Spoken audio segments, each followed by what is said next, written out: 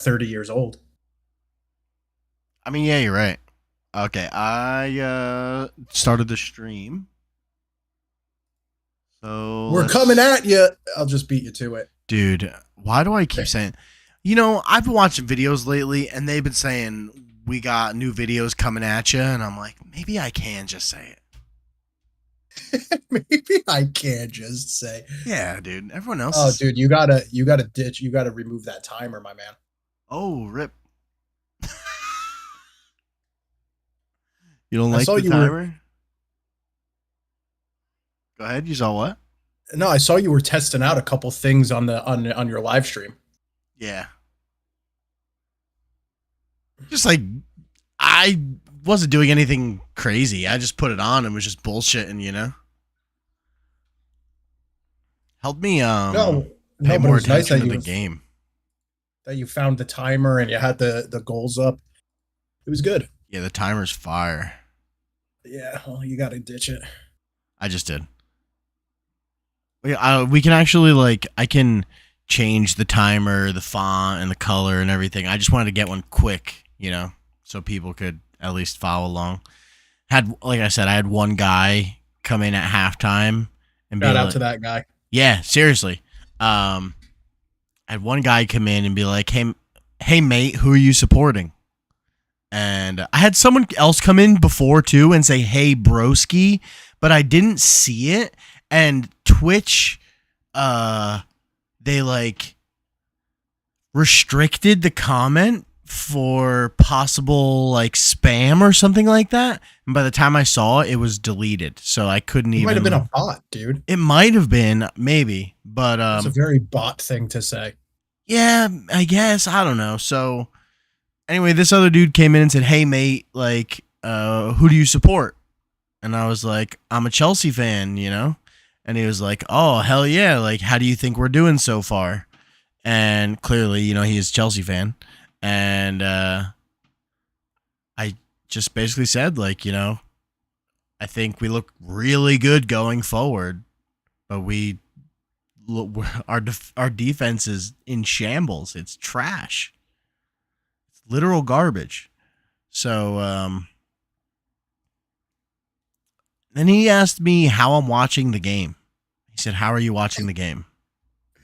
And I said, I'm watching on Hey, Peacock. Yeah, I said I'm watching on Peacock. It's a streaming service in the United States where you can watch the games. And that was it. He was gone. Maybe he was mad because I wasn't illegally streaming it. or he was like, "Yo, this fucking liar's using IPTV." It's very possible. But yeah, no, it was cool. It was fun. Had a good time. It was cool just to have that one interaction, even just so random out of nowhere. Yo, And before we start the actual video, did you watch the Red Bulls game? no, I saw the highlights. Or I just saw Bro, how Instagram. we have like 12 ties, and I'm pretty sure this is our ninth in a row. Like, it's over, dude. We can't fucking win a game. Is it over though? What? No, we're fine. I mean, once we get Forsberg back and we got this kid We're in coming in that fourth. We have 42 points. 40 points makes the playoffs. Remember? we're in the playoffs, but like, dude, it's like, god damn, bro, how could we not fucking win a game? There's 10 games left still. We need Forsberg back, dude. Yeah, let's see this. Let's go New York Red Bulls matches. Oh yeah, we tied with Charlotte. Our last two games were losses and penalties. No, those are ties. Well, I guess yeah, they're ties, but we lost in penalties. No, but I'm not even counting them. I'm counting like the MLS games. And that's not true. We beat Cincinnati 3-1 on July 20th. Okay, all right. So we have 1 win and 8 draws in the past 9 games. Yeah. Lewis Morgan scored 2. Kyle Duncan scored 1. Yeah.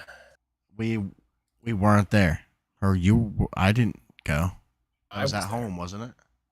Yeah, I didn't. Kyle Duncan fucking scored a screamer, dude. Yeah, I wasn't there. I don't think I was. Right? No, you weren't there. You were. It was too hot, maybe. I don't know. I think it was just from work. It was so hot, and I was like, "Fucking, I'm not going." Yeah, well, Red Bulls are But over. yeah, you are right. Newcastle's over.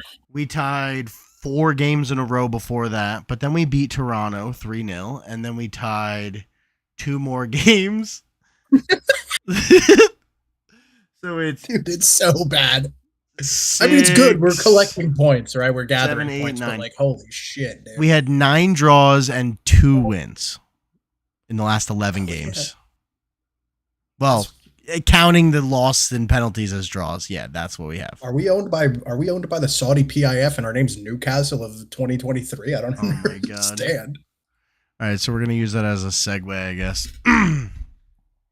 What's going on, guys? Welcome back to another video with Matt and Vin. It's game week 2 this week, and we're gonna have some reviews of the games here. Vinny, you wanna hit us with a game, or what do you want to talk about here? Well, I might as well just get it out now, but I got to talk about this Newcastle game real quick because I don't know what's really going on, and it's hard to tell really what's going on with Newcastle until tomorrow, which we'll get into at the end of the video. But we played Bournemouth. Now I don't know if you've been following, but Bournemouth has been our Achilles heel ever since Eddie Howe's become our coach. I don't think we've beaten them in the past like 5 times. I do remember that from last season. I swear. And this draw was, look, shout out to Bournemouth. At times, they made us look silly. We made good substitutions. First 10, 15 minutes of the game, we were all over them. All over them. Could not finish.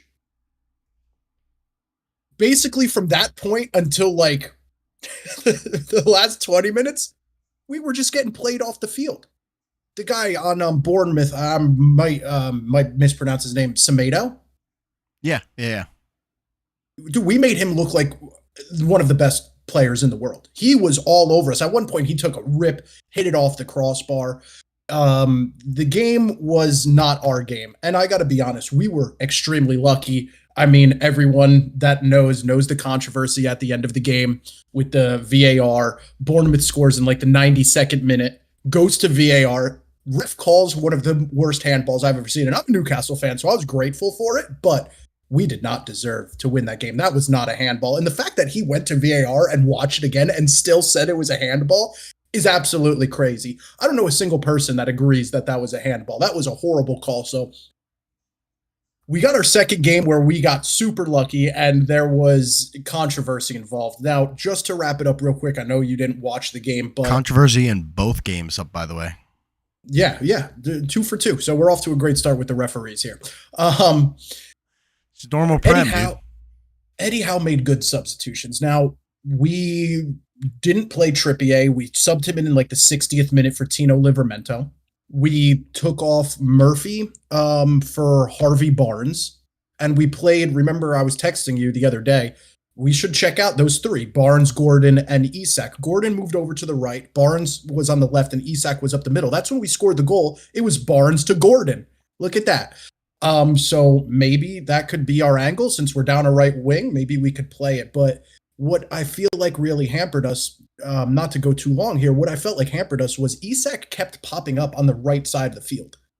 And I don't know if that was to cover for Jacob Murphy not being as strong of a player, or maybe that was part of the game plan, but he kept popping up on the right side of the field. And there was 2 or 3 occasions where he slung it across, which is great, but it's like, dude, you're supposed to be the one that's in there. Yeah. We didn't have that guy in the middle of the box getting on the end of his crosses. So Tonali can be that guy. You remember the couple games he did play last season? That's what he did. So he scored a goal in his opening game. If you get Tonali back, he could be that guy for you. Overall, I think you're a doomer. I'm a doomer for sure. Lifelong Jets fan, so I'm always a doomer. But overall, it showed good resilience, and that was the thing. We made good substitutions. It showed resilience, and we were able to get a draw, even in the face that we shouldn't have gotten the draw. So I was a little upset with that draw. I feel like we should have probably handled that game a little more comfortably, but it is what it is. I'm a little nervous about where Newcastle is heading. We get Tonali back tomorrow, ironically, for the EFL game against Nottingham. So I'm sure he's going to start.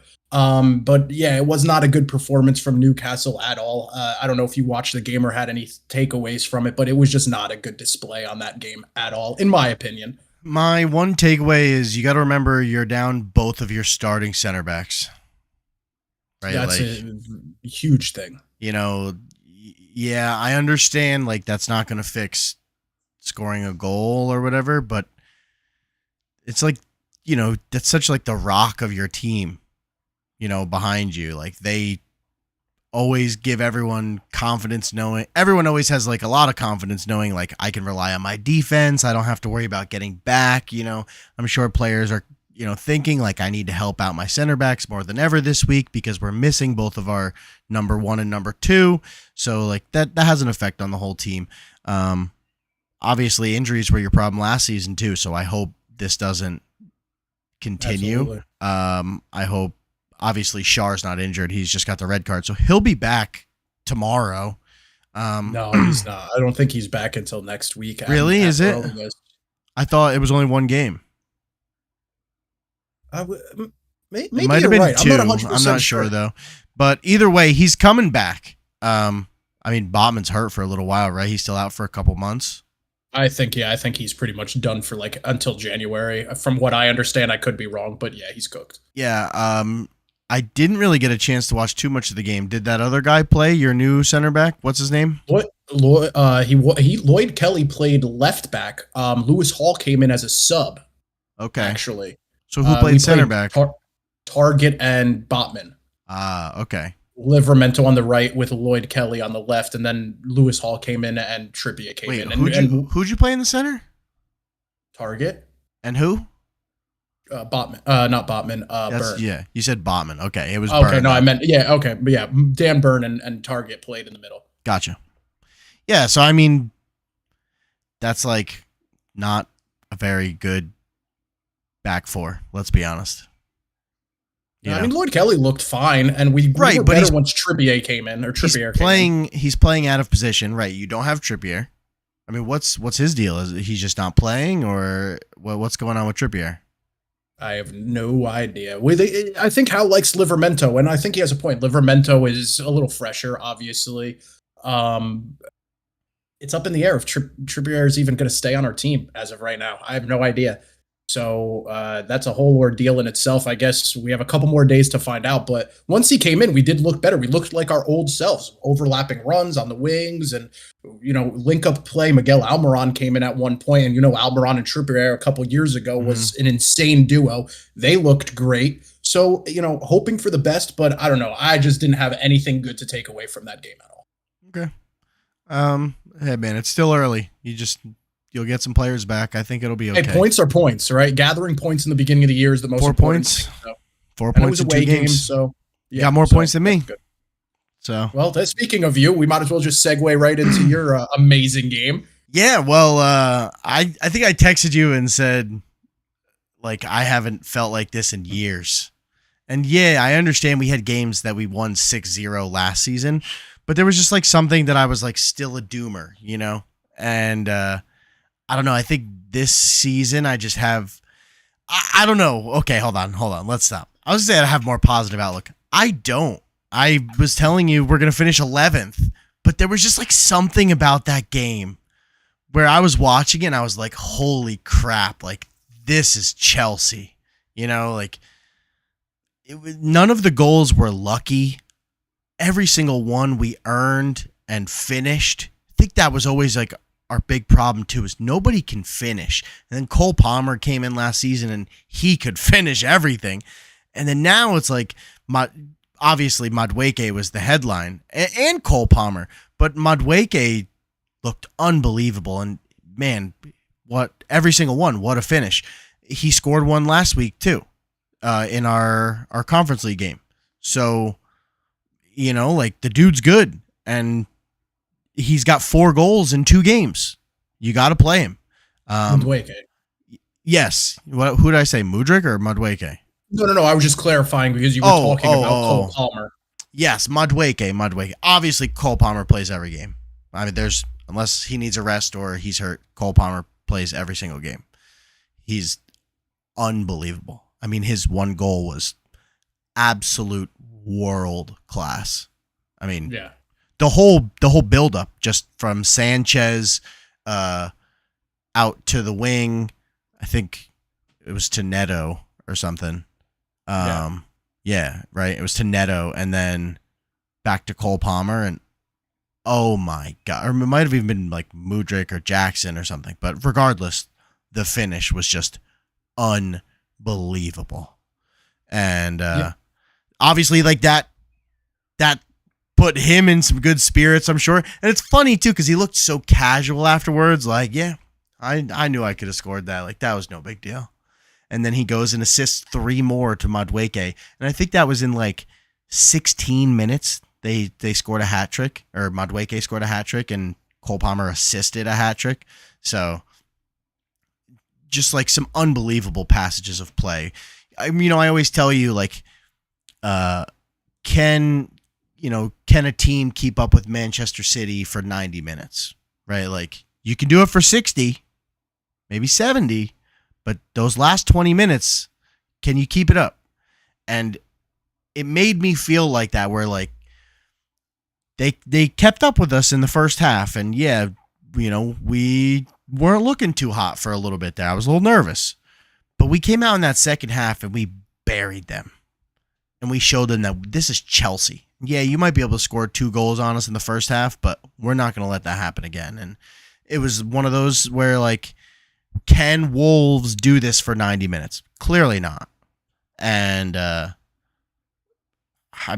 says a little bit about Wolves, right? But obviously, they played a pretty unbelievable team on Sunday. Can Chelsea do that to other teams is the question, right? It's like, yeah, we're playing Wolves. We should do that to Wolves. Well, I was gonna say, one takeaway that I got from the game, which it was a solid win, but Wolves also had 2 goals disallowed by VAR. This game could have easily been 6-4, 6-5. And then you're kind of going into the territory of, yeah, it was a great win. Madueke with a hat trick. We won 6-5, but it's like, wait a minute. Is 6-5 really a good result when you're playing Wolves? 6-2. Well, no, 6-2, but if they're goals that were disallowed by VAR, good. You still leaked in the defense. You still gave them a lot of I think opportunities. it was only one that they disallowed. No, they had 2 disallowed. 2? Or okay, all right. 2 disallowed.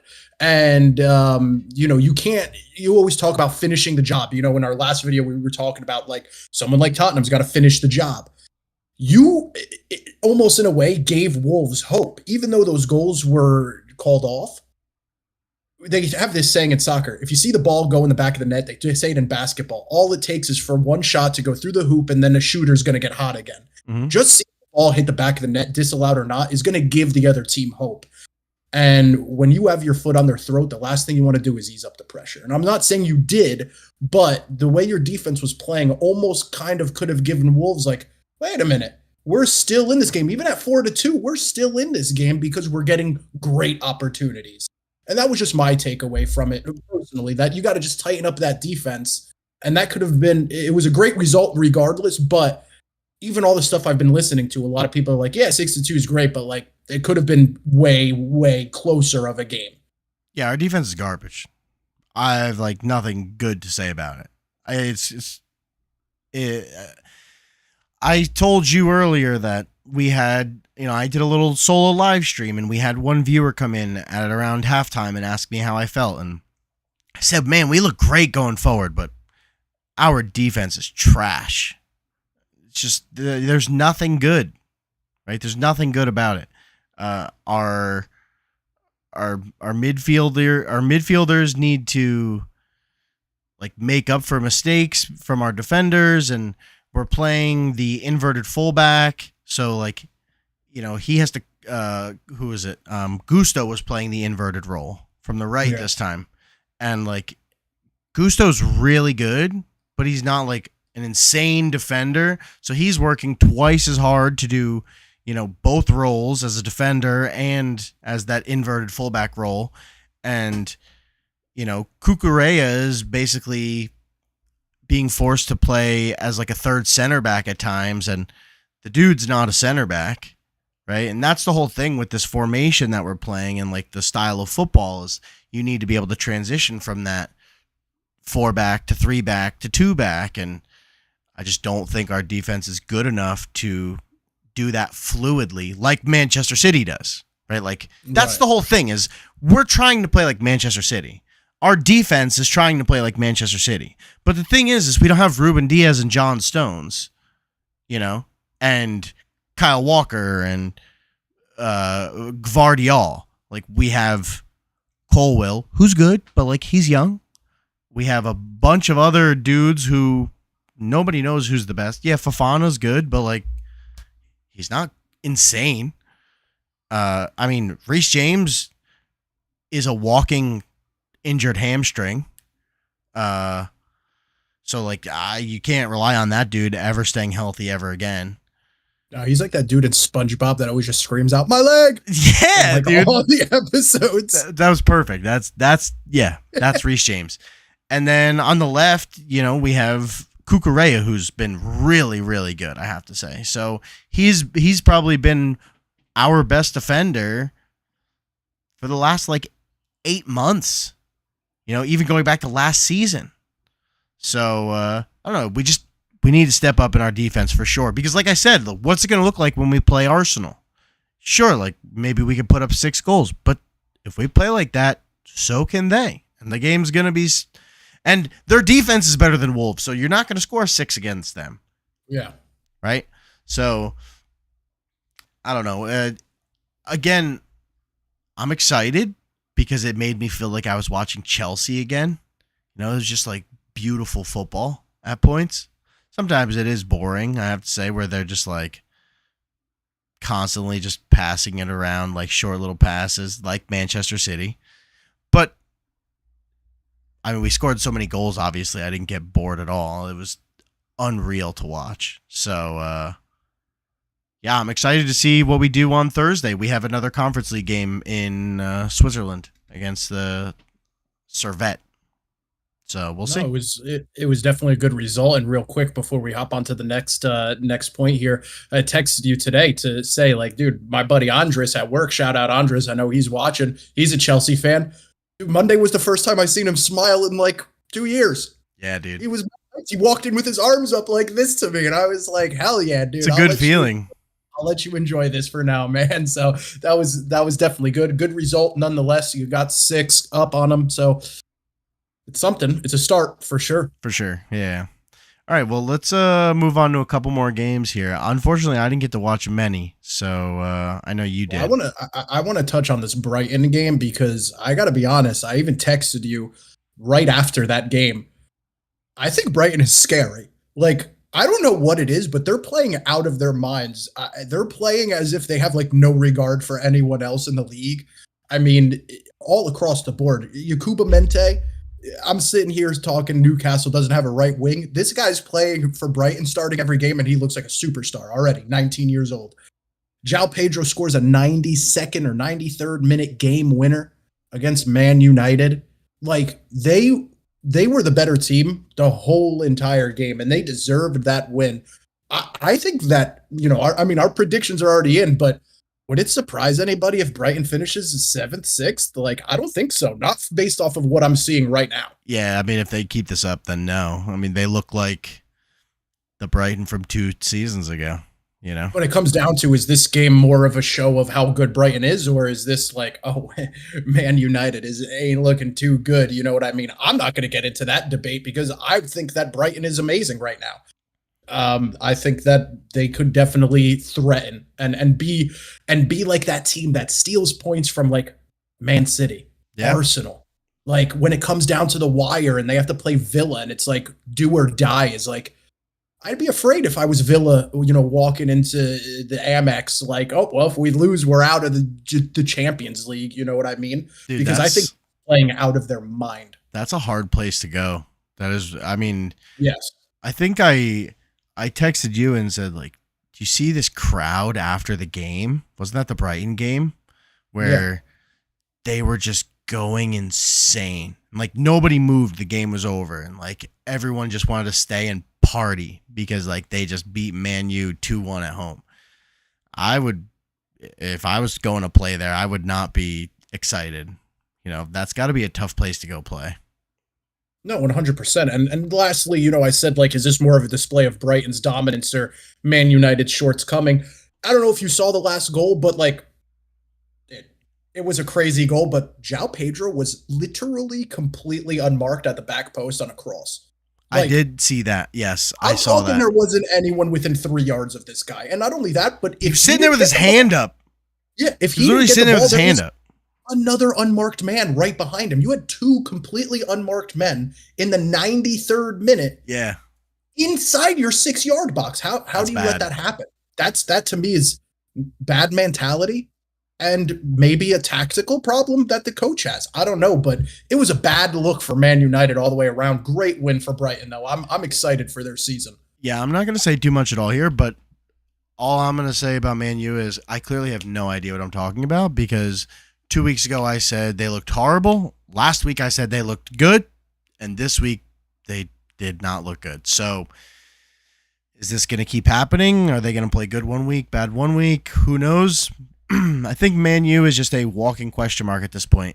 Um, Chelsea was all of like the last 2 seasons basically, and I think we're starting to transition from that.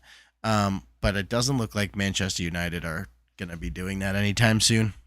So, all No. right, Yeah. let's move on to a couple more games here then. Or would you want to talk about this Liverpool game? I remember you saying. Yeah, I did. The Liverpool game slot starts his Liverpool home career with a massive win, another 2-0 Liverpool dominance. Again, I'm Uh being proved wrong that I don't know what I'm talking about. yeah, I think I like the way they look. Luis Diaz is playing out of his mind. Mohamed Salah looks like the Mohamed Salah of like 8 years ago. He scored again. And I like this new, slower build up from the back, more methodical possession kind of game that they're playing. You know, instead of one of the announcers said it's no longer heavy metal football, it's more harmony football. Yeah, it's true. It looks great. And then they had a couple, like I was telling you before we started the stream, they had this one play towards the end of the game where it was like 5 or 6 one-touch passes that started on the outside with Salah. It was tick-a-tack all the way, and then Salah ended up in the 18-yard box towards the left, got the ball and just missed the goal. And I was like, that looked like Barcelona of 12 years ago. Like that was crazy. Yeah. They brought it all the way up the field and then boom, boom, boom, boom, boom, boom, boom, 5 passes shot on goal. All one touch. I was like, this is beautiful football. Like it looked so fluid. It was. Shout out Watt gets his first win at home. The fans were going nuts. I'm very curious to see if Liverpool could keep this up. And if they can, they're fighting for top 4, man. They look really, really, really solid. Everyone straight across the board has seemed like they've bought into the Arnie slot. The big question is, as always, like I just said about Chelsea, is can they do this to Man City, Arsenal, Tottenham, Can they do it to Chelsea, whatever. So it'll be interesting to see what they can do because, again, like I said, I'm being proved wrong. I thought that they weren't going to be as good as they were, and they look pretty much just as good as they always have been. So, yeah, like I said, we'll have to see what happens when they play one of these bigger teams. Yeah, I mean, lastly, they definitely only have the only question mark that I see, and I know it's something they're working on. It's something that they're talking about. They need a center defensive mid, pretty badly. If they don't get one within the next couple of days, then I would assume that in January that's going to be their target to try to get a center defensive mid to tighten it up. I mean, Szoboszlai looks insane, but like he's not playing that center defensive mid spot. So if you're going to do the build up, slow, methodical build up to an explosive offense, you're going to have to get a good, CDM. So if they pull that off and they do get one, that's going to be scary, dude. They need their Sergio Busquets. That's the thing. Yeah. Well, call up Inter Miami. All right. Well, what do we want to hit next here? I know I was talking to you about this Ipswich game, and I know it doesn't look pretty. The scoreline 4-1. Man City's Man City. They're just a machine. But for the first 8 minutes of the game, I texted you. All right, I texted you all capital letters. Ipswich Town. Sammy Smodics. I like this guy. He scores a goal on Man City. It's his first goal in the Premier League this year. He had 27 last year in 44 games for Blackburn with 0 penalties, which I throw that in there because that's pretty amazing. to not have a single penalty that inflates that statistic. It's not like he had 27 goals, 12 were penalties. It was 27 basically live goals. So I think he's going to be great. Ipswich is making big moves. They're actually in the talks with Broja from you guys, supposedly. That'd be signing. But what happened very shortly after? Matt, what did I text you? I was like, Man City just scored. Within like 90 seconds, Man City scored 3 goals. Yeah, like, you kept texting me. You were so mad. it was like something I've never seen. I was like, dude, how did they just do this? Like, I thought Ipswich had them on their heels. And then all of a sudden, Haaland and Man City just like was like, oh, wait, we're playing a game. Yeah, we should probably try. And they just scored 4 in like instantly, like the blink of their eye. My one takeaway here is Ipswich start games really well, and teams are not expecting it. And they have the hardest schedule in the Prem, I'm pretty sure, for the first like month or two. So once they get through these games, if they can catch some other teams out in the first half and score a goal or two and then hold it, their goal is to stay in the Prem. And I think they look good enough in the first 10 minutes of their last 2 games to maybe just be able to, like I said, catch a couple teams out and keep themselves up. I think that they definitely 100% can stay up. I mean, in our predictions video, I had them staying up. Yeah, me too. I mean, just to start off the video, to start off the season with Liverpool, Man City, and I got to be 100% honest, they had Liverpool on the ropes for a lot of that game. Like, it wasn't a Liverpool dominant game. Ipswich was in that game the whole time. And then you come out against Man City next week, score a goal within the first 10 minutes. You can't ask for a better start against 2 of the top level teams. I think Ipswich will be fine. I liked what I saw, minus the scoreline. And shout out to Sammy for getting off the mark early on. I think that he could possibly be a 10, 11, 12 goal scoring, player for them. Yeah, most definitely. I just want to pull up their schedule because, who do they play next? They play AFC Wimbledon tomorrow, but then they play Fulham, Brighton, Southampton. So, those are 3 games that they could win. I mean, Brighton does look scary, but, they have to get 3 against Southampton. Their teams, yes, absolutely. What I'm saying is their teams more on their level or closer to their level. I mean, Fulham and Brighton are a little bit above, but they're not Man City or Liverpool. So we'll have to see what they can do against these teams and what they look like. And like you said, Southampton, they have to get 3 there. Have to. You need those 3 points. Absolutely. Yeah. Absolutely. I mean, you just mentioned real quick, just to touch on it, you just mentioned Fulham. The Fulham-Leicester game, that was fun. That was a lot of fun. That was a fun game to watch. Fulham, pulled it out. There was a little bit of VAR with Jamie Vardy doing Jamie Vardy things, standing right in front of the goalie when they tied the game. That's just a veteran move. Chugging Red Bulls at halftime. They were looking for obstruction, and Jamie Vardy was like, dude, I'll do whatever I want. And the ref was like, okay, you're right. You're Jamie Vardy. Goal stands. But Fulham looked pretty good. Traore, again, amazing performance. That dude's good. Emile Smith-Rowe is making them look good. I didn't watch much of this game, just bits and pieces, but from what I saw, both teams, Leicester and Fulham, had a really good game, and it was, unfortunate that Leicester couldn't come away with another draw. That would have been huge to start out the season with 2 draws against Tottenham and Fulham, but to even be in that game and show the resilience, good on them. I have them finish 19th, most definitely. finish 20th. At the rate they're going, they might make us eat those words. Yeah, they've surprised me for the first 2 weeks for sure. Yeah, no, they've been looking pretty solid. I think you told me though that you watched a little of the Tottenham game. I did, yeah. I actually watched the majority of that game. They played Everton, but still, I was very surprised with how they looked, especially without Dominic Solanke. I mean, man, Son just does not stop. That dude doesn't skip a beat. Fine wine, dude. He is unbelievable, and honestly, watching them was beautiful. It was absolutely beautiful. It was kind of crazy. Correct me if I'm wrong here, but Tottenham came out with 5 attacking players or something like that, 4 or 5 attacking players. It was kind of crazy. They had their formation Like they had real, like they were attack heavy.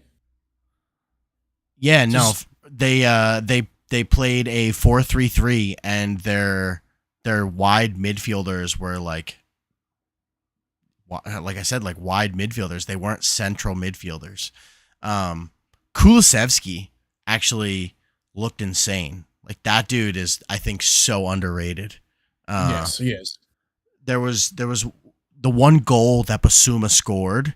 It was a rocket, and Kulusevski beats like three guys in the box, and then just like lays it off to the top of the box, and Basuma rockets the ball. It was a beautiful goal, and I really do think that dude's underrated.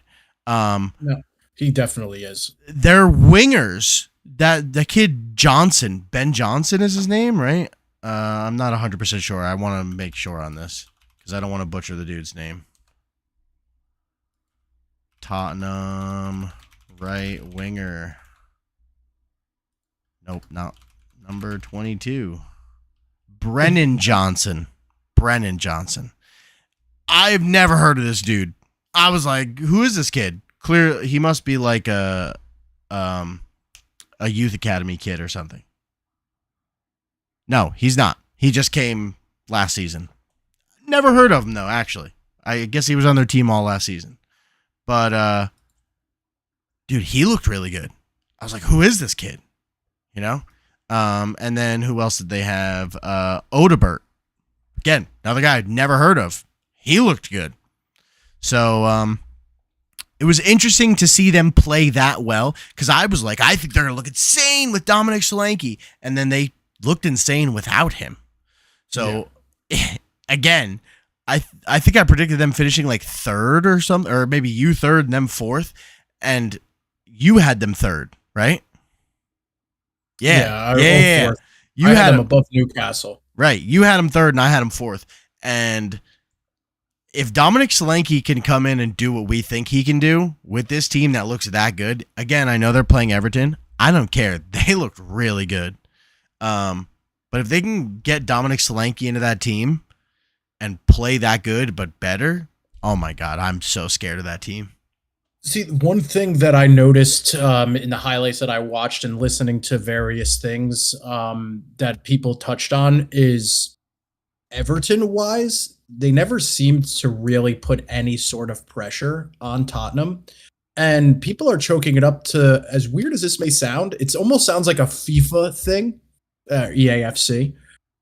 No pace. They have like no one that's going to turn and burn. So it's like, you know, it gives teams that like, well, wait a minute, maybe we could take an extra 2 or 3 yards. The defense could creep up a little higher because who's getting in behind us?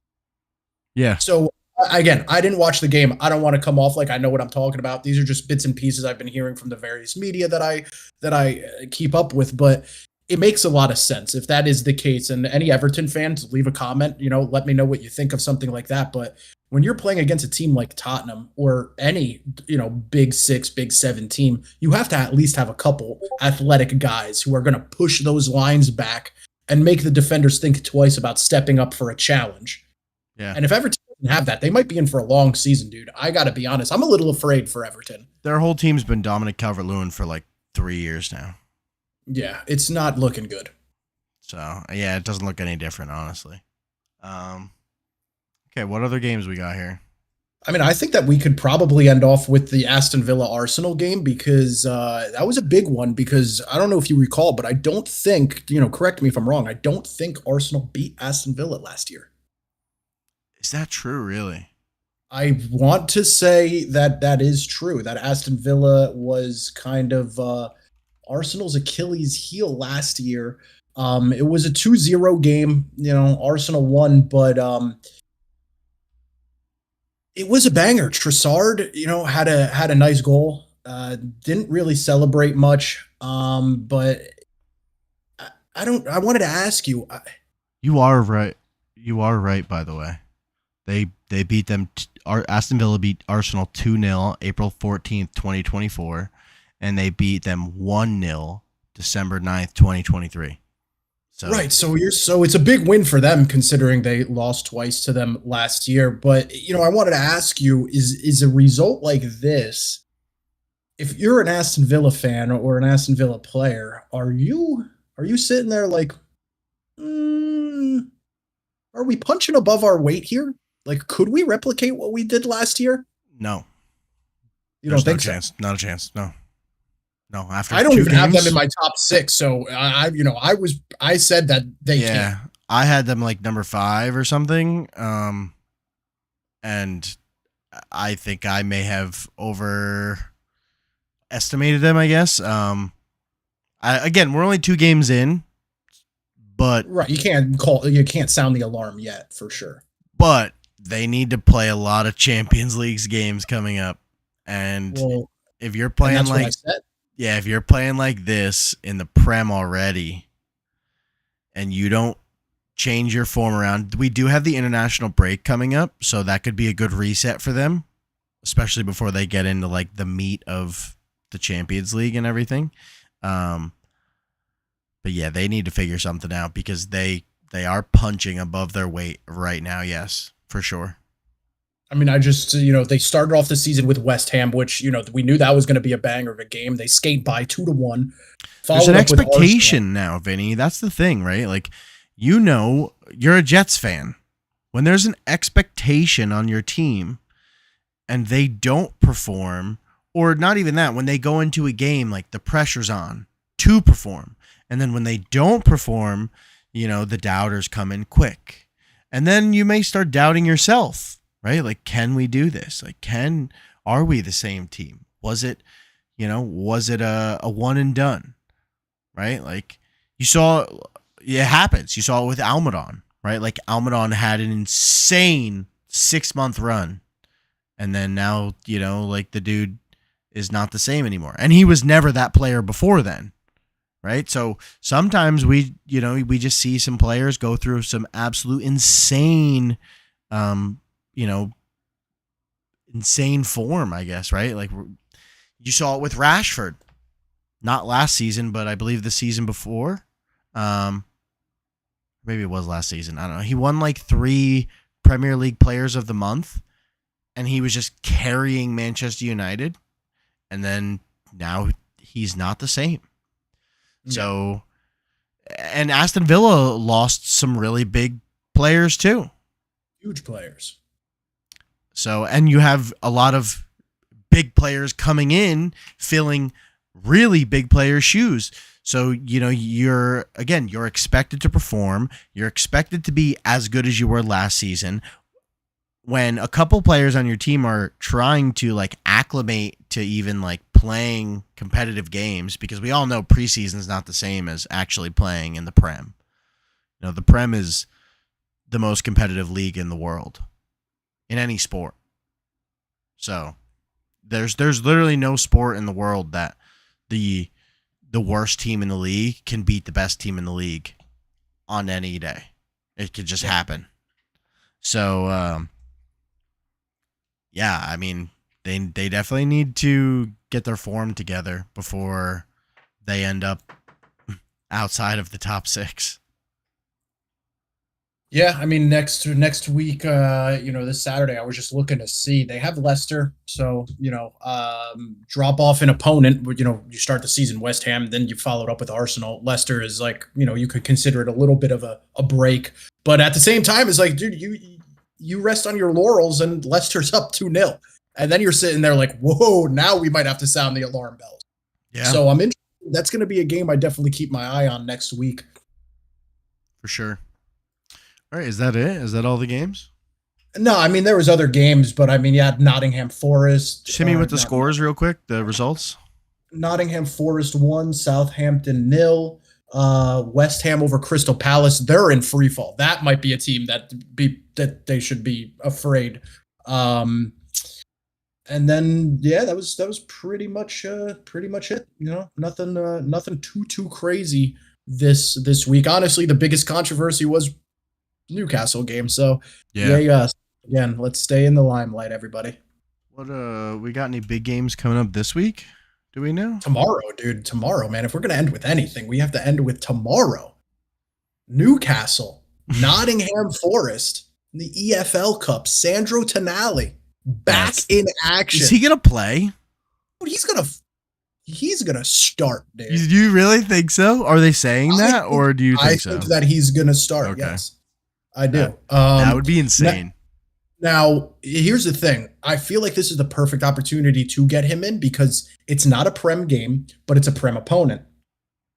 Right? So it's the perfect, like, let's get your legs ready for what you're about to go through. Hell I don't yeah. think that I don't think we play I believe we play Tottenham on Sunday.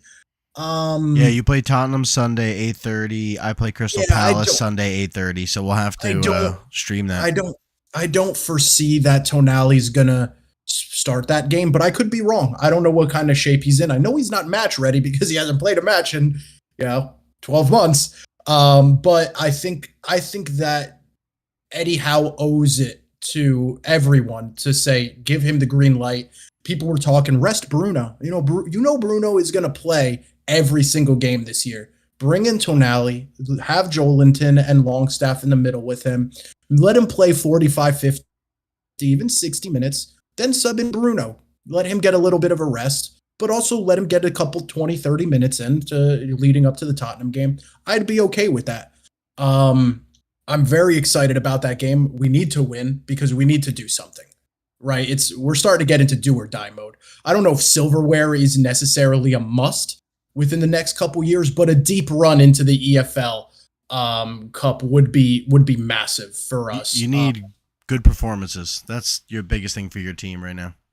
I have big expectations for tomorrow. I'm going out on a limb. I'm knock on wood, but I'm going 3-0. Okay. Isak Barry's one. Okay. Tonali plays. I say he starts, but I think regardless he plays. I'm looking forward to that game. It's here in New Jersey. It's 3 o'clock, but I think it's 8 o'clock kickoff time tomorrow in England. So that's the game that I'm looking forward to. I'm not even looking past that game, so I don't know what kind of games we have coming up for this weekend, but I'm fully focused on that game. I think that it's a huge game, and I'm hyped for Tonali to come back. Supposedly, and I don't know this, any Newcastle fans, let me know. Supposedly, every game last year, at some point, they still sang a song in honor of Tonali, even I'm with him sure. not even there. They're still singing his name. So the fans are ready. I'm ready. Eddie Howe's probably salivating, and we all know he's ready. Oh, He's he's at the ready. casino right now. Oh no, he's not at the casino, but he's ready to go. He's ready. He might not be match ready, but he's ready to go out there. So just real quick, some big games for this weekend. Arsenal play Brighton Saturday morning. That's gonna be interesting. We're gonna see Brighton. We're gonna see if Brighton can do it, right? No, if Brighton wins, I'm redoing my predictions. Already 3 weeks in. Let's see. West Ham play Manchester City. That's Saturday at 12:30 for us, so that's 6 or 5:30, 6:30 in England. And then Sunday. Yeah, I would say Sunday morning we have our Chelsea versus Crystal Palace and Newcastle versus Tottenham game, same time. So we should try to stream that. And then I'll be here for that stream for sure. And then Sunday at 11 is the Manchester United Liverpool game. So 11 for us anyway.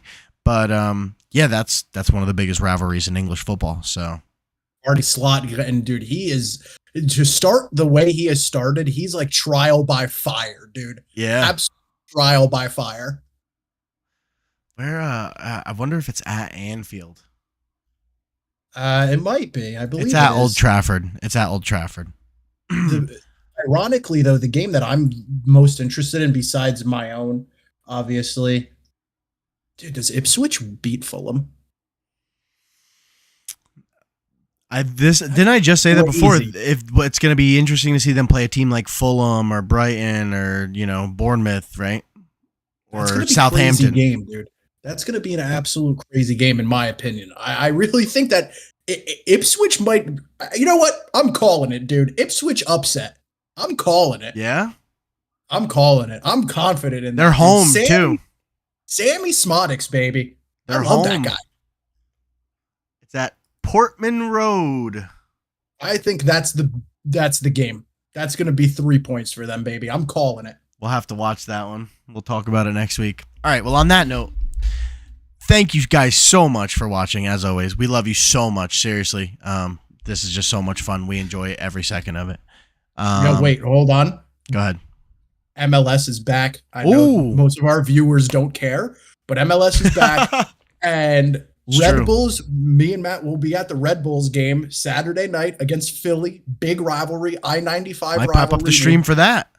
Just for a couple minutes. Videos, and we'll take some videos and upload it so you guys can see that, over here across the pond, we got something going on over here. We got something going on. So I'm hyped for that. You'll see us 8 a.m. Sunday morning, and we'll probably be wrecked because we won't be home until like 1 o'clock at night. Oh, but we'll be up. We'll be here. We'll be watching. But we might still be a little drunk.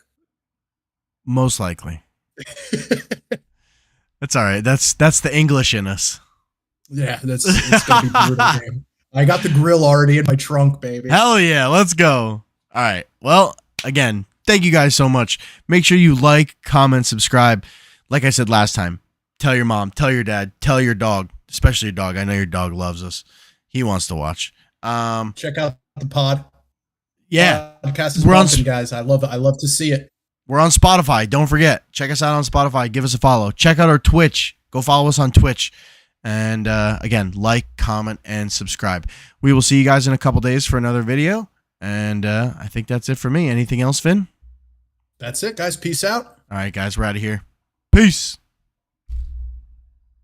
All right, I'm not going to cancel the call this time. I'm actually going to turn the stream off. Dude, I think, how long was it? I think we might have 45 minutes. We went so long. 10 was us.